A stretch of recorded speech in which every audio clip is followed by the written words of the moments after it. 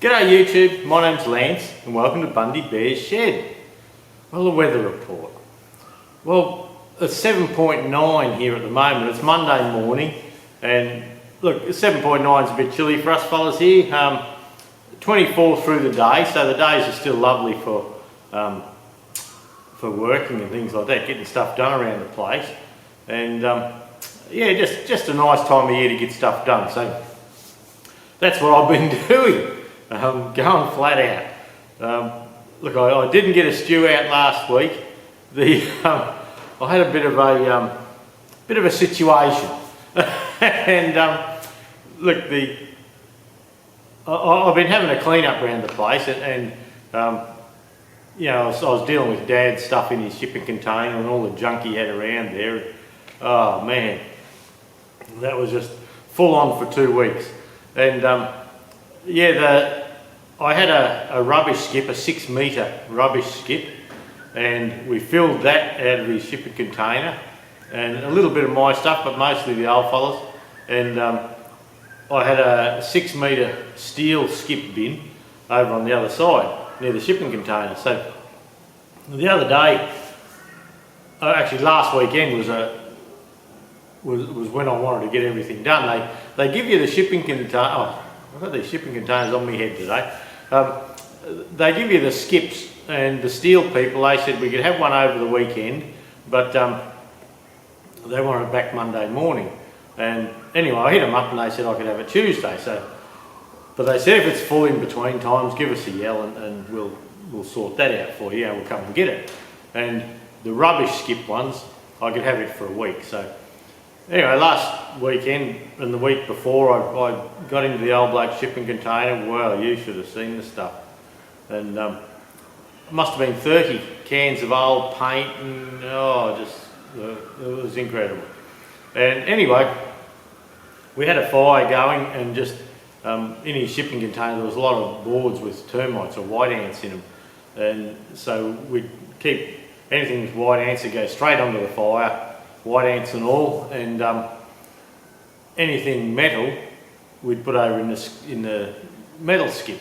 And look, there wasn't much metal there. The old fellow was a bit of a tight old fellow, and anything of any value in there he'd hocked off, because he used to go to the local tender centre, the auction centres and things like that. And yeah, he was always taking stuff there, and you could tell all the stuff that he'd taken there, you could have there for 2 sales, then you had to bring it back again because you'd have it painted and a little tag on it and all that sort of thing. So it was just in his makeup. He had to sell everything. Just that's how he was. Round the side of the container, he had all these old pallets on the ground with little bits of junk and bits of old tarp, his hydroponics thing, and just the plastic from that. And look, it just took me all weekend really to just get organised for that. So no time in the shed at all last week. And on the Monday I had the skip bin full, and the lady the lady at the steel skip place, she said, "Oh, have you got a bit of stuff like over 4 millimetres thick?" And I said, "Oh yeah, I'd have some castings and that." And she said, "Oh, that's good." She says, "Yeah, makes it worth doing. If they just have a heap of light metal in there, like old washing machines and shit like that, there's no weight to it, and it's hardly worth their while doing it." So they come and drop the skip out on the Friday. The old burnt tractor I had out the front, the old burnt 6400 John Deere, I got them to tilt tray that and take it off to the scrap. They did that for me, and the other tractors round the other side, there was a John Deere 1640 there. We've got it round behind the shed now, and look, I've just had a big bougie through the place, and I'm about halfway through in the shed here sorting out, but look, we'll just see how that goes. But I rang them on Monday and said, "Oh look, that steel skip's ready." And I rang the other people and said, the rubbish one was ready. And the rubbish one, they said, just fill it to the top. If you go over, they'll have to either leave some here or shuffle around. And we're only allowed 1150 kilos in it. And so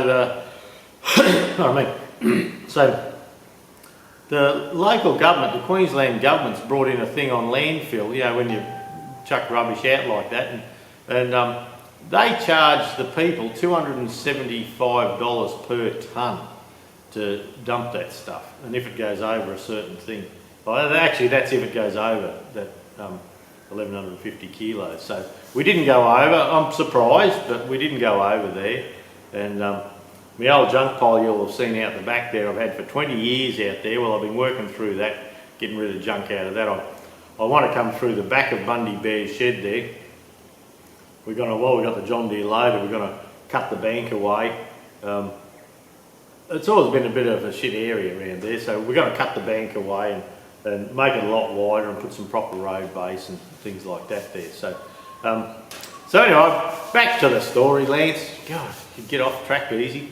And I rang the steel people, so the one bloke come and he picked up his rubbish skip. I rang the steel people and said, look, that skip's ready whenever you're ready for it. So anyway, Dave come out.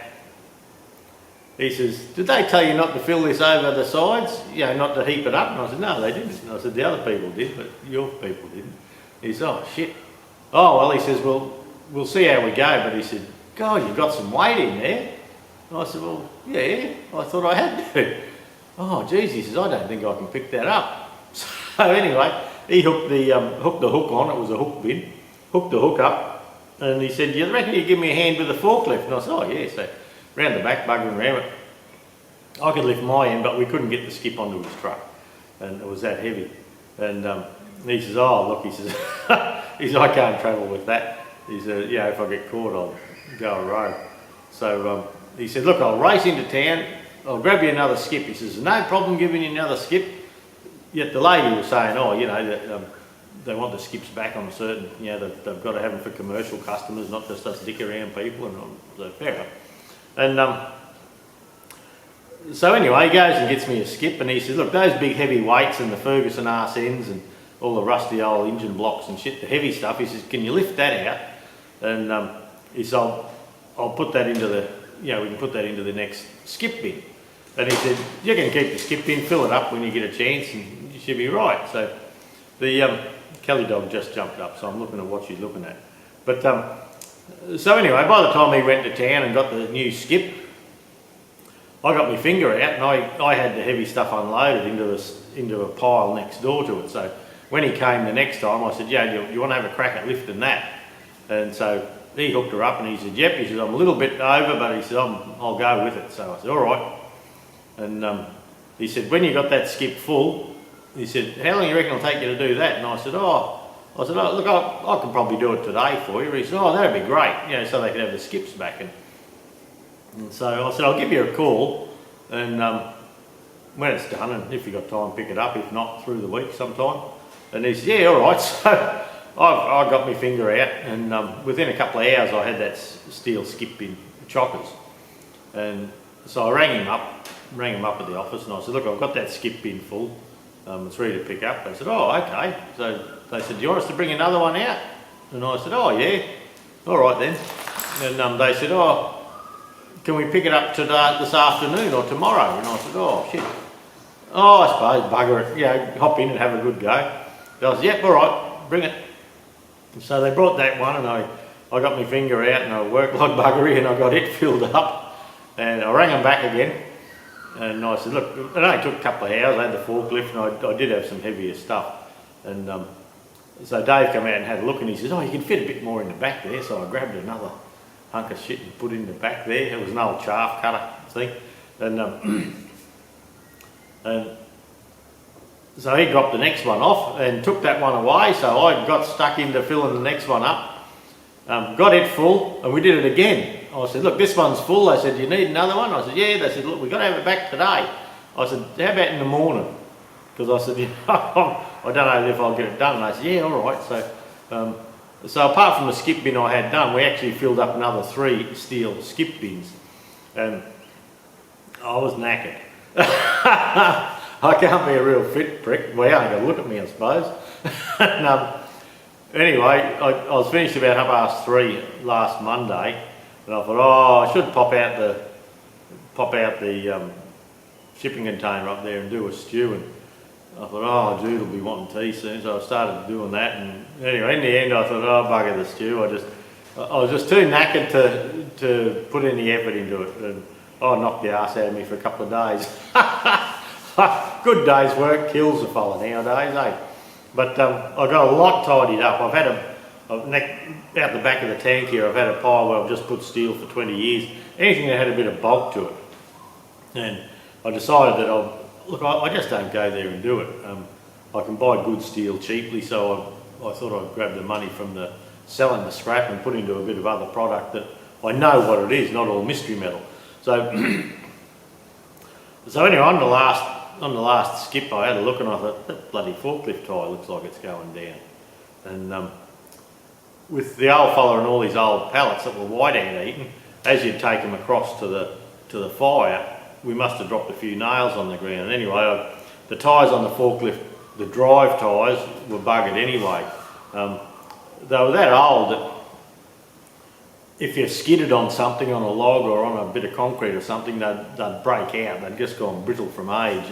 And on the main middle section of the tread, where it was flat, it was starting to laminate away down to the cords. So, you know, fair enough, it was just worn out. They didn't owe me anything. So, by the end of the day, that tyre wouldn't hold air. And anyway, I'd had enough. I thought, up this shit, I've done it. And so I rang the local tyre place, Peter Walton, and he had a new set of tyres there. So for two 700 by 12 ply forklift tyres for a split rim, I think it was $516. So there's any profit gone, just like that. But look, it needed doing one day, but perhaps just at this time, at this place, it wasn't needed. Yeah. So anyway, so through the week, last week, I went and picked up the tyres and I fitted them. I had the grandkids here all weekend. They only went home yesterday afternoon. So, you might see over behind me there, I've got the John Deere 420, the 135 and the gold one, and they're all lined up there. They're all runners, so I can just start them up and run them out if I need to do something. So we did a run around the paddock with the kids on them and had, we give them a bit of a bath and all that sort of thing. I've charged the batteries, just run through them. They were over here, but I've put the boat over there now so I can get that out. And, I'm just trying to clear a bit of better working area. And I still have some junk over to my right here, which is my 44-gallon oil drum. And things like that, I've got to get up on the pallet racking yet, but I've just been running out of time. With all this going on, trying to have a clean up for the young fella's party. My young bloke's turning 30 on the 1st of August, the horse's birthday. So we've been having and that's what got us started. Jude says, we should tidy up a bit if we're going to have people around. I said, yeah, I should do. So, so that started it. Then Dad's shipping container out there with all the junk, that was getting to me a bit. And so I've cleared all that out. And that started the whole show. And then the other thing that got me going on that was Sparex offering me that big splitting stand, the new Sparex splitting stand. Now, those of you that watch the channel will know I've got the smaller Sparex splitting stand that Sparex Australia wouldn't sell me because it's not certified. And they said, no, we're not going to sell you one because it's not certified for Australia, and if I have someone helping in the shed and it falls on them, and then the bullshit starts. So, so I actually imported one myself.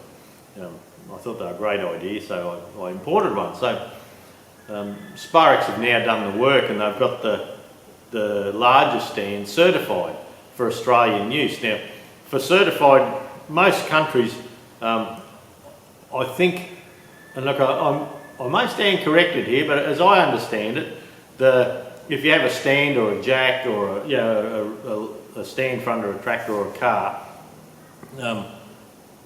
most places, if it's a 1-ton stand, they'll test it for 2 tonne or 2.5 tonne. But in Australia, that's got to be tested for over 3 tonne. So these new stands, which I'll show you shortly, I unpacked them over the weekend. They're 5 tonne per stand, so they had to get tested to 15 tonne per stand to come through the Australian standards. That's as I've read the standards, if I've got that right. So There's 4 metres of track with these stands, but I'm just surprised at how much bigger the big stand is to the little stand, and the big stands, when you have the track like on the little ones, these actually have rollers going out as well to hold them in the track, so they're quite expensive.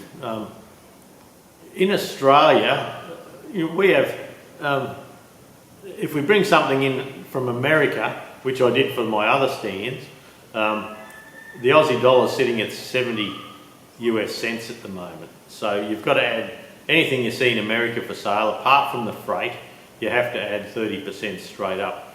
And my little stands cost me they quoted $240 to freight them in, but then the air bill come in at 600, and they rang me first and said, look, I think we've done a stuff up. But anyway, so I paid it and kept them. But, and British pounds, I think 1.5,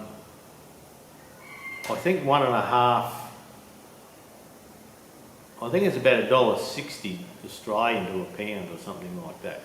So I know when I bring in stuff from Ireland and England and all that, whatever the price is on it, I've got to double it, and that just about gets it to the shore.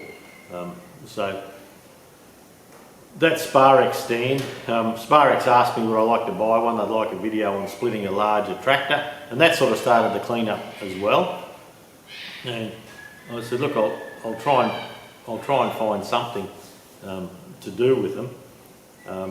But I said, I think you should give it to me, but they wouldn't do that. But they told me they would give them to me for cost, for their cost. So to get them in Australia, you're looking at around $2,500. So I'm thinking for the hobby bloke, it's unaffordable. For the workshop, if you're earning your $80, $90 an hour for your workshop, look, a lot of workshops are a lot higher, but it seems the tractor blokes, if you're working for a big place like a major John Deere dealership, a Ford New Holland dealership, Kubota, things like that, you're on about $130 an hour in Australia. The smaller fellas, the freelance blokes and all that, are between $80 and $90 an hour, roughly, most of them. There's a few cheaper, but if you've got a little shop, you're earning $90, $100 an hour, these stands are affordable for you. They've got the certification. If you make one, like I've made my own, and I did, I did when I had my workshop too, I made them. But things change now. Every bugger's looking to suit the next fella, and you may have in the background, we've got some black cockatoos coming around the area, so just flying through, so it might rain. So yeah, if you have a larger workshop and you have people working for you, I can understand spending the money on the big stands. It's all the other stands you buy, your ratchet stands, all that sort of thing. They're all certified, Australian standard, and if they're kept in good order, serviced and all that, well, there's no room for litigation. Where with these big stands, they're certified for the Australian use. So if you're using something like that, there's no room for litigation there either. And so, look, they're not going to be for everyone. That's probably the point I'm making. If you're a little hobby bloke, that's only yourself, you haven't got your mates in the shed buggering around, you're not a club or something like that, making your own, nothing wrong with it. But if you have to comply with all the occupational health and safety stuff, I can see the value in it. But look, in Australia they're quite expensive, I believe. I'm going to pop them out for around $2,200 for the first couple of months if anyone wants any. You'll have to contact me for the price, and we'll nail it in a bit closer. Just to get a few out there, we're going to pull margin out, and probably I won't make $100 on that either. There's nothing in them really at that. So, but anyway, we're going to promote them. We're going to push them. If they're half as good as the little ones I bought, they're going to be a great thing. And yeah, we'll see. We'll slide around there shortly. Now, on the TEA here, I forgot that my fuel tank was leaking. It's had some epoxy shit put on the front there. So I may talk to Sparks about getting me a new tank for that. Yeah, you don't want fuel leaking around. On the 1948 TEA, actually you can see this little lip here. Now most of the aftermarket tanks don't have that on, and that was only on the TEA for a short period of time, towards the later tractors. And the thing was that if they overflowed the petrol filling them up, it would deflect any runoff from sitting down on the distributor, because apparently people were burning by mistake, so that'd be a shit day. So I think the new tanks won't have that, but because I'm trying to keep this the old barn find looking tractor, I do have an old tank up the back there that I believe is pretty good. It's off a 1948 TEA, and it won't have this piece on it, but it'll probably be better looking than an aftermarket one maybe. But not that you'll see the aftermarket one. I may go through the aftermarket one just to show it to you and things like that, and then see how we go. But yeah, that tank I probably could clean it all up and resolder it. But yeah, look, a bit iffy with fuel tanks, with petrol tanks. I do well diesel tanks. I fill them with water, or run exhaust into them, or just run air hoses in after steam cleaning them, and I will braise or weld a diesel fuel tank after much cleaning and buggering around. But the petrol tanks, you don't seem to be able to get it all out, and if you fill the tank completely with water to take away any gases, well, they still seem to have a little bit in there. And I've done them in the past, and you think you're good, next thing, poof, they just give a little pop and scare crap out of you. But anyway, not to worry. I've been doing a little bit for my old mate Malteser again. A couple of people mentioned that, oh, Malteser, bloody, be lucky he found me for doing stuff for him and things like that. But look, it's we're mates, and I didn't tell you, but when I bought the 65 tractor out there, he went down with his tilt tray and loaded it up and picked it up and brought it all home for me. Didn't charge me. When I asked him how much, what do I owe you for that? He said, oh no, he said, you do heaps for me. So he didn't charge me. So it's not all one way. We just work in, and he supplies product and things like that. I've done things for people in the past, and I say, well, I'll do this, but you supply product, and I use my product and I never turn up with any, but he's not like that. So yeah, look, we work in together. It's not all one way. It's just how it goes. That's what mates do. We get on together. And I know over the weekend he picked up a tractor for a mate of mine again. And so yeah, it's not. A few people said, oh,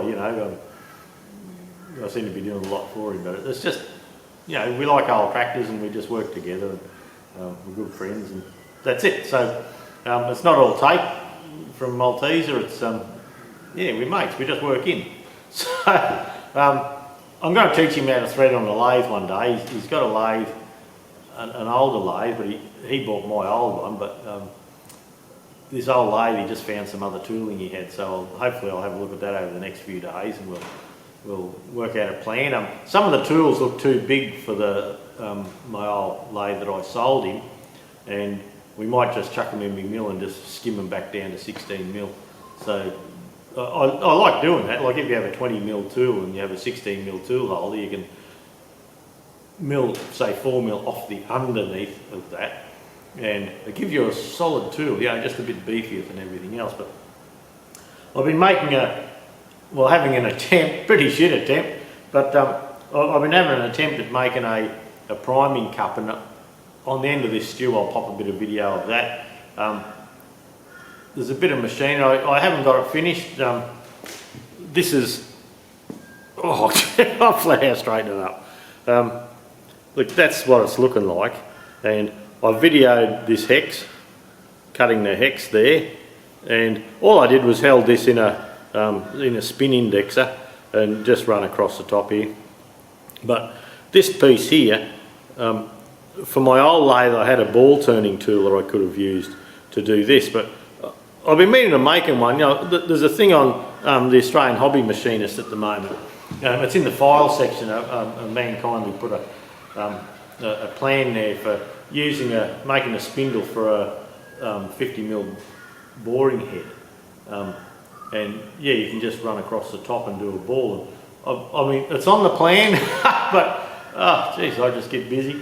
So I thought I would hand form that, but I've buggered it up. See how we have a nice curve this side, and then it's sharp there. See, this has to have a tap through it. Well, that's when I just bumped the lever the wrong way and buggered that up because I was doing it by hand, you know. So I'm going to do that again. Malteser bought he bought the brass rod. He bought a metre of it, and I said, well, you know, that by the time I get to using the metre up, I probably should have it all right by then. I should know what I'm doing. But so I'm going to restart this, but I have a 7 degree tapered ream, and I may continue with this one a little bit just with the hole, and just to make this a practice one. And we have to open this centre out for a cup, so I may chuck this back in and just do a couple more processes on it just to check it out. But I will, there's plenty just in this bit to turn it around. I thought perhaps I could hold it here in the collet and yeah, start forming it here, but by the time you cut the thread there's not enough thread out here. Yeah, it has to go this way. So anyway, not to worry, there's a bit of that on the end of this stew.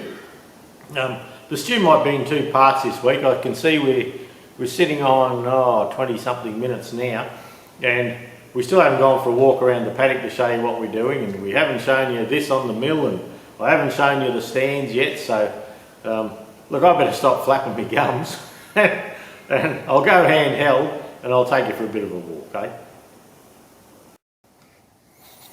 Well, that's my old forklift tyres. No wonder we got a puncture, eh? Yeah, they didn't owe me too, Bob. They were that brittle that they were starting to, you know, break out and crack out and things like that. So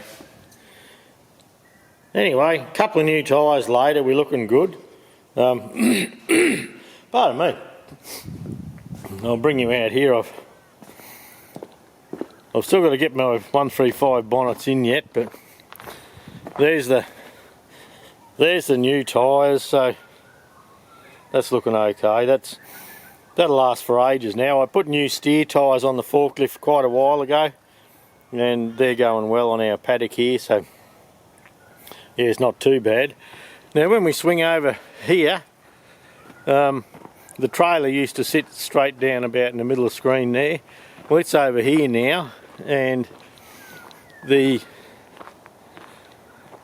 burnt tractor was sitting where that dirt patch is. Boy, they had trouble getting that. It had sunk in and had to get it up on a sleeper, on a wooden sleeper just to get it up. But so we've cleaned all that up there. I've still got a bonnet and that to pick up. A lot of the old Fergie arse ends and wrecks and things like that, they're all gone. A fella the other day gave me I'll just shift this tin. A little while back gave me a Fergie 35 back end. I've kept that. There's things like the lift cover that are good, and it'll have good axles, 19 spline axles and things like that in it that are still usable, so I kept all that stuff. That's a fire ring we're getting ready to take up for the young fella's birthday party for up the front yard. And I've kept a few Fergie front axles, and that's a drop axle off an extended one. Fergie mudguards I've kept, and a couple of trumpet housings. They're my little dozer tracks. Fergie fuel tanks, they're all buggered, but they all have like good bits on them. Like that's a TEF. That's an alloy TEF. Now some TEFs had an alloy tank on them for some reason, and the one next to it there, upside down, that's a steel TEF tank. So there definitely was an alloy TEF fuel tank. That's an old TED one, or 2 TED ones, but they're basket cases. But look, I actually kept them because I've often wondered about opening one up and having a good look inside. Having a look at the baffle and how it works and where the tanks join, just cutting one up for the sake of cutting it up. So some of my old little dozer parts I kept. They're weights for my loader, and if we come around, this is where we've been washing tractors and all, but I got a heap of timber cut for the young fella's party, and I've been using the John Deere. We've got the bonnet on the John Deere, and oh, it's a great tractor. That I was going to hock it off, but I'm thinking hard about keeping it now.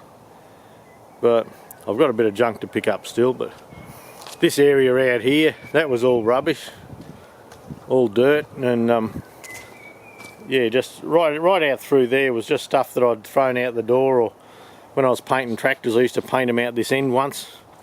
I don't anymore. But yeah, where we come around here, this is going to get all, this is the big bougie, the big tidy up, and that's the remains of one of the big blacksmith and scrap piles.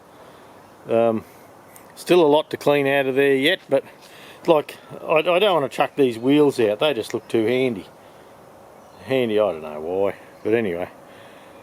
So we've still got to sort this slab out. That's on a concrete slab, but the tank overflow here has always dropped down there, so we're going to put the overflow on the other side of the tank and run it down the other way. That's an old David Brown 780, and it's had trees here, so I've been in there. I've got to clean that up today. Pick up these. That's a little 420.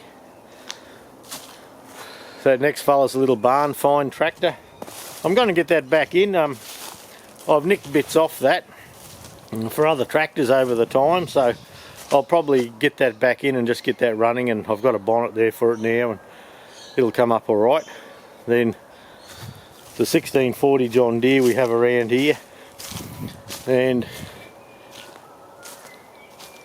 the you can see we've had to lop a couple of trees out, and that's okay.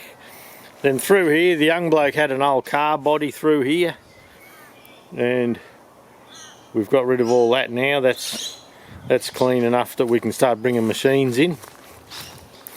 This here, with all the junk I popped in it, that was my electrolysis bath with lead sheeting all the way around it. That works well. You wouldn't know with all the junk I've got in there. But yeah, the old man's container there, I'm nearly done there. This big dump pile I had, it used to come out here. We've tidied that up an awful lot. And the old man's shipping container, well, it was right out here with rubbish, just junk, and he wouldn't let you muck around with it or anything like that. So anyway, so we've tidied that up at the moment, and still a bit more to go. It's just a big job. Then you can see where there's no grass here, that was where he had bits of steel and like that old barrow, and oh, he had frames and just all sorts of junk. So we've got rid of all that.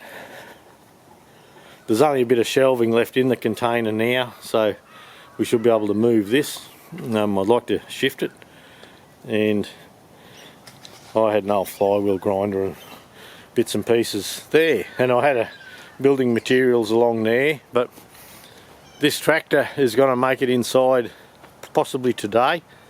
We'll just see.